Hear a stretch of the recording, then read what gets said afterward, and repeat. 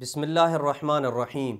एक शख्स ने ऐसे माल से इहराम या कपड़े ख़रीदे कि जिस माल के ऊपर खुम्स वाजिब हो चुका था, और फिर उसने उस कपड़ों में नमाज अदा की और तवाफ़ भी अंजाम दिया। तो क्या वो अपनी नमाज़ें और तवाफ़ दोबारा अदा करेगा या उसी कपड़े में अदा की गई नमाज़ें और इबादत दुरुस्त करार पाएंगी? इस सवाल के जवाब को जानने से पहले एक मुख्तसर सी तमहीद को जानना ज़रूरी है। वो ये है कि हम रोज़मर्रा ज़िंदगी में जो ख़रीदारी करते हैं वो दो तरह की ख़रीदारी होती है।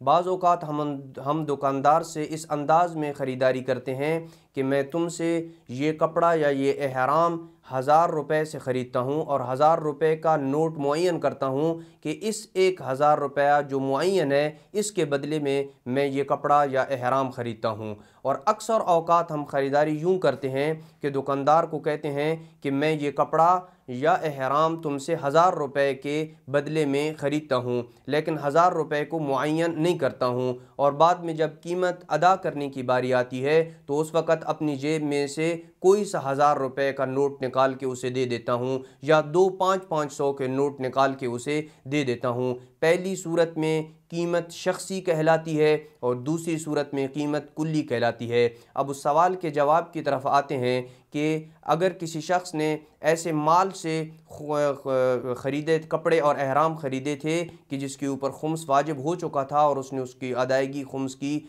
नहीं की थी, तो इस सूरत में अगर उसकी ख़रीदारी कुल्ली कीमत के साथ थी, यानी ख़रीदारी करते वक़्त कपड़े और एहराम ख़रीदते वक़्त उसने मुअय्यन नोट के ज़रिए ख़रीदारी नहीं की थी बल्कि कुल्ली नोट के ज़रिए ख़रीदारी की थी, तो इस सूरत में उस कपड़े और एहराम में बजा लाई जाने वाली उसकी तमाम इबादत दुरुस्त करार पाएंगी। अलबत्ता उसकी कीमत के ऊपर उसे खुम्स अदा करना ज़रूरी होगा।